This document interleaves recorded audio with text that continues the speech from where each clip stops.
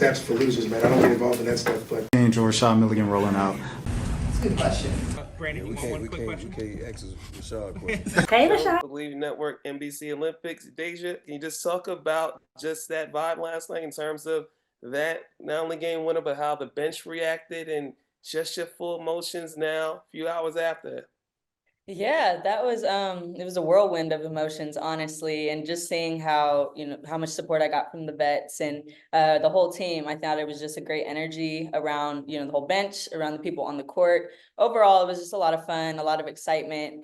For me personally, I mean, just being able to step up in that moment, I think I was just really just thankful for the opportunity. I mean, I was just trying to maximize my opportunity the best I could, and really proud of myself for, the performance. Considering the two A started Shaw not only on the court, but with the full broadcast career, what would be the first question if you had to do an interview with Asia Wilson that you would ask her, considering the charismatic personality you've seen her up close now? Mm, That's a good question.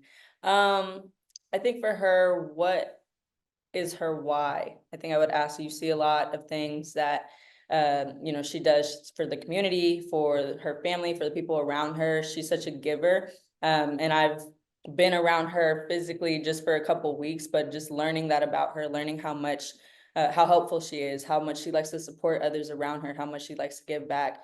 I think I would just ask her, what is your why? And why is she such a sweet person, so charismatic, and so willing to, look out for others as much as she does.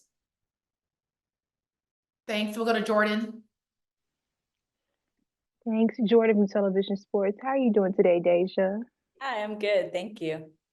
So, first question, just talk about who is it that you watched growing up, whether that's women or men's basketball. Ooh, a number of people. Growing up, I watched Chelsea Gray was a big one, actually.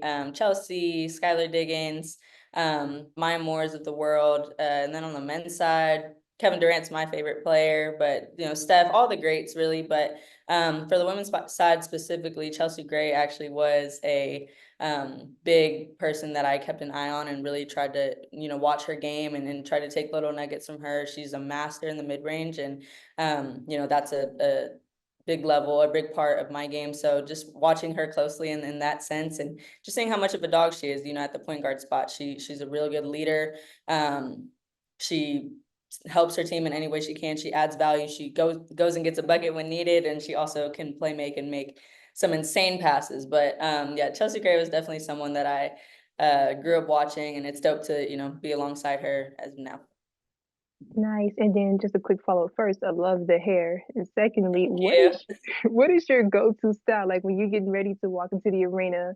And because we've seen you have some nice fits even going back to college. Just talk what's your go-to style.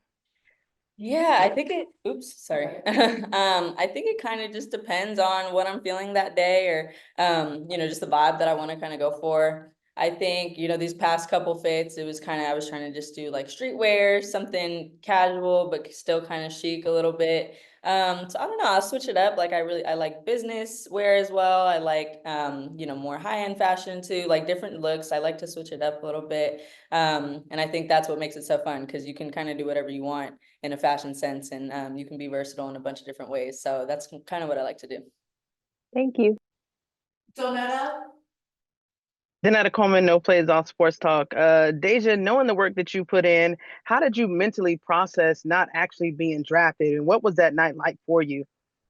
Yeah, it was a tough night, honestly. I think for me, there was no thought in my mind that I would have gone undrafted. And, I think that's something that that was probably one of the toughest days of my life, of my career, honestly. And I think having to go through that, it was tough to pull myself together as well after that, because it was just like a lot of questioning and questioning myself, questioning what I could have done better, if I had to do anything better, and then just questioning where my next opportunity would be. I think that was something that I really had to, it humbled me, but it also made me 10 times stronger and grew me not only as, a player, but as a person. Now I get to play with a chip on my shoulder, and knowing that, that night that I had dreamed so long of being successful, it wasn't. And that was a time where I just had to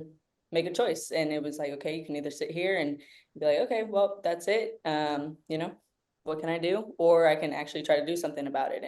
And I personally was talking around to people and seeing any opportunity that I can get, because I knew that's all I needed was an opportunity, a chance to continue to prove myself, because I knew that I belong. I know that I belong. And for some reason, some people thought I didn't. And I think now it's just a testament to, you know, my story and me overcoming a moment like that, a situation like that, which is something that I never thought would have happened. But for me to continue to grow, and again, being in this organization and learning from these phenomenal vets, being around the phenomenal staff, the office, from the top down, everyone has been so supportive, and I've learned so much just in a matter of a couple of weeks. So I'm really just blessed for this opportunity.